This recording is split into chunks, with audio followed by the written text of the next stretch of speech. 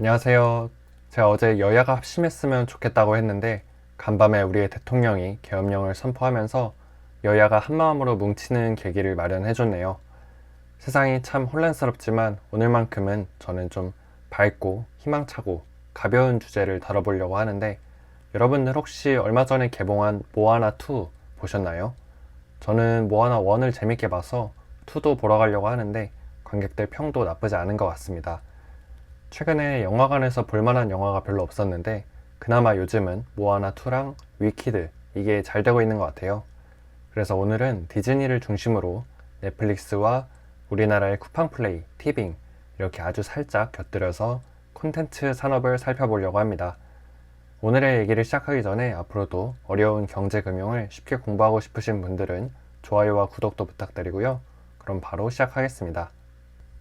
디즈니가 사실 코로나 이후로 상황이 너무 안 좋았었죠. 테마파크는 문을 아예 못 열었으니까 잘 될 수가 없었고, 영화 제작 자체를 못했으니까 영화관 비즈니스도 어려웠는데, 그 와중에 넷플릭스라는 회사가 나타나서 치고 올라오니까 전통 강자였던 디즈니는 설 자리가 점점 사라질 수밖에 없었고, 그래서 뒤늦게 디즈니 플러스라는 스트리밍 서비스를 출시했는데 생각보다 디즈니 콘텐츠에 대한 수요가 많지 않았습니다. 그래서 돈은 돈대로 쓰고 별다른 성과를 내지 못했는데, 그래서 디즈니 주가를 보시면 2020년에 이거 코로나 때문에 떨어진 건 그렇다 쳐도 2021년 초까지 잘 오르다가 한 번에 쭉 빠지는 구간이 보이시죠? 이때가 막 디즈니 콘텐츠 재미없다, 디즈니가 지나친 PC주의에 빠졌다, 디즈니가 중국 자본이 들어와서 이상해졌다, 이런 얘기들이 막 나올 때였어요. 이렇게 위기에 빠진 디즈니를 구하기 위해서 디즈니의 전설적인 CEO 밥 아이거가 돌아왔는데요. 여러분이 알고 계시는 지금의 디즈니는 이 사람이 만들었다고 봐도 무방합니다.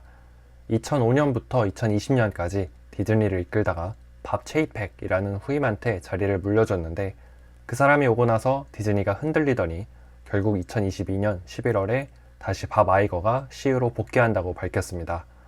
이때 밥 아이거가 밥 체이팩한테 후임을 맡긴 걸 후회한다 라고 말할 정도로 되게 강력하게 비판하면서 밥 아이거와 밥 체이팩의 밥들의 전쟁이란 말까지 나왔었는데요.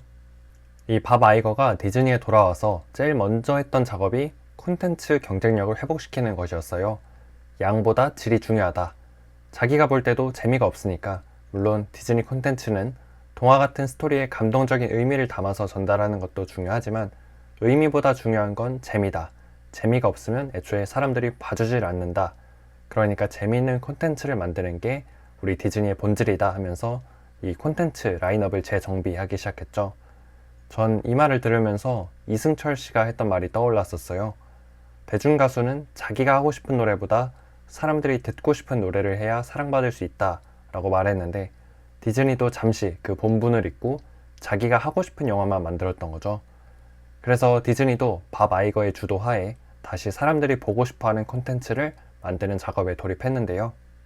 밥 아이거 효과가 나타나기 시작한 건 이번 여름에 출시된 인사이드 아웃 2부터였다고 생각합니다.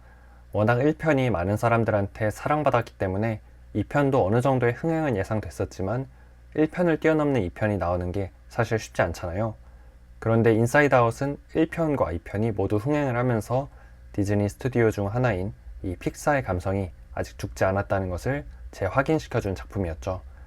넷플릭스도 오징어 게임이나 흑백요리사 같은 히트 작품은 속편 제작에 되게 적극적인데, 콘텐츠 회사 입장에서는 완전히 새로운 콘텐츠를 발굴하는 것도 중요하지만 어느 정도 검증이 완료된 콘텐츠를 통해서 안정적인 수익을 올리고 팬층을 확보하는 게 무엇보다 중요한데요. 그런 측면에서 디즈니는 이미 수많은 블록버스터 IP를 보유하고 있죠. 이번에 개봉했던 모아나2는 디즈니 유니버스 안에서는 상대적으로 작은 축에 속하는데도 불구하고 이 정도 성적을 거뒀으니까 앞으로 2025년과 2026년에 나올 작품들이 더 기대가 됩니다. 그러면 2025년과 2026년에 디즈니에서 개봉하는 영화들 라인업을 한번 볼까요? 되게 화려한데, 일단 올해 말에 라이온킹 30주년 기념으로 무파사 라이온킹이 개봉하고요. 2025년에는 3월에 백설공주 실사판이 영화로 나옵니다.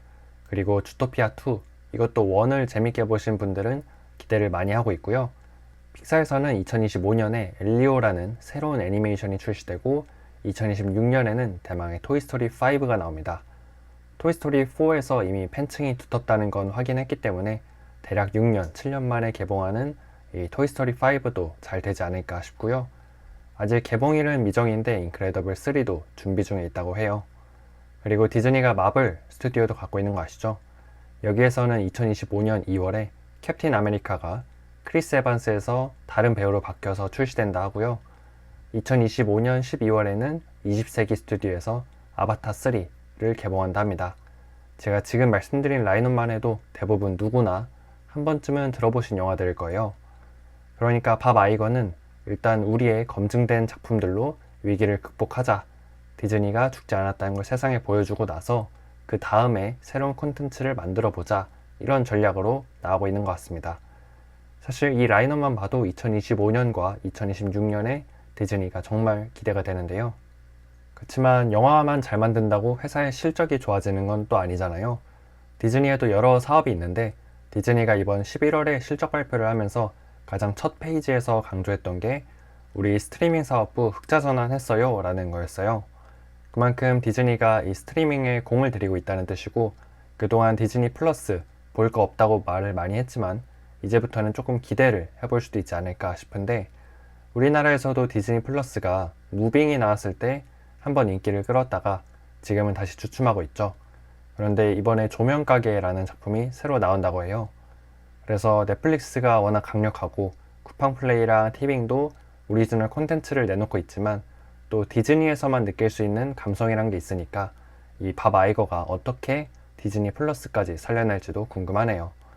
우리나라에서도 오리지널 K 콘텐츠에서 대박 작품이 하나 터지고 내년과 내후년에 나오는 라인업까지 얹혀지면 디즈니 플러스가 이 OTT 업계의 다크호스가 될 수도 있을 거라 생각합니다.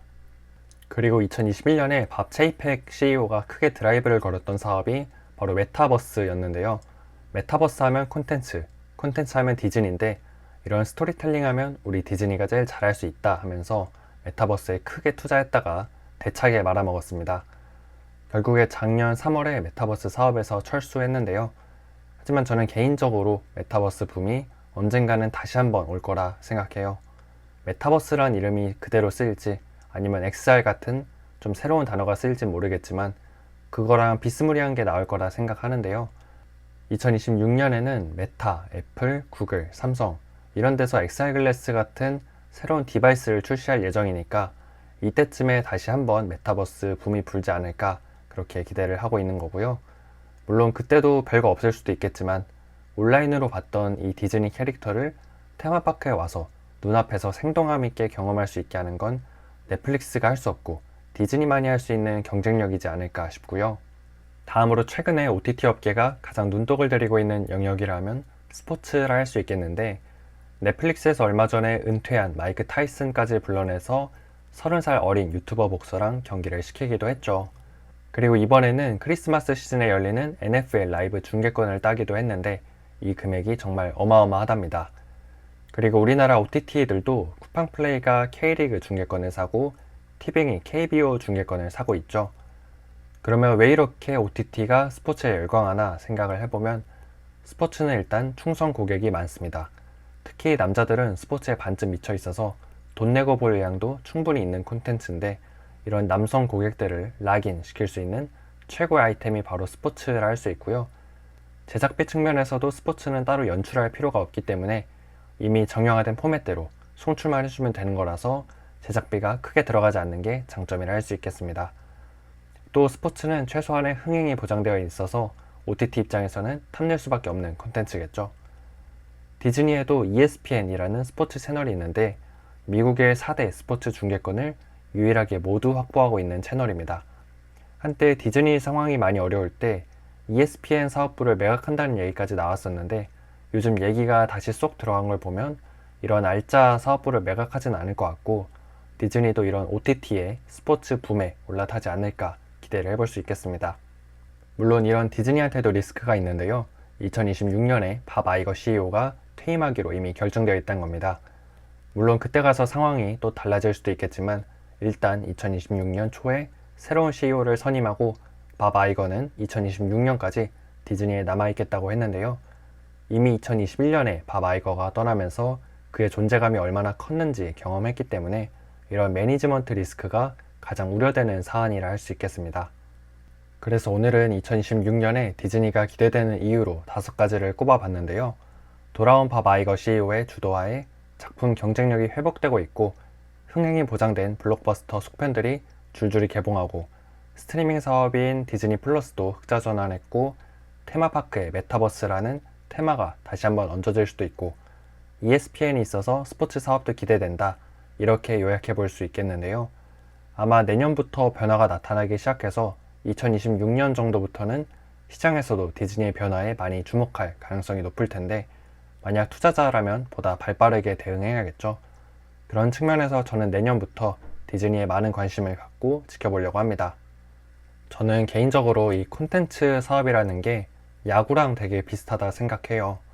1번부터 9번까지 베테랑으로만 채울 수 있는 것도 아니고 반대로 유망주로만 채울 수 있는 것도 아니죠.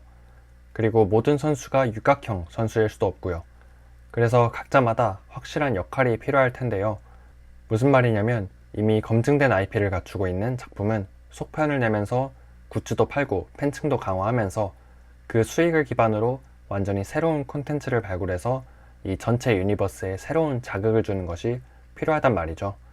그리고 TV로도 야구를 즐길 수 있지만 가끔은 야구장에 와서 보기도 하는 것처럼 이 콘텐츠란 것도 온라인에서 즐긴 콘텐츠를 오프라인에서도 즐길 수 있는 테마파크가 있어야 그 브랜드 가치를 더 키울 수 있는데요. 그런 측면에서 디즈니가 하고 있는 이 사업의 포트폴리오가 저는 참 매력적으로 보인다고 생각했습니다. 넷플릭스가 블록버스터를 역사 속으로 사라지게 만들고 디즈니라는 콘텐츠 공룡마저도 벼랑 끝까지 몰았지만 야구는 9회 말 투아웃부터라는 말이 있잖아요.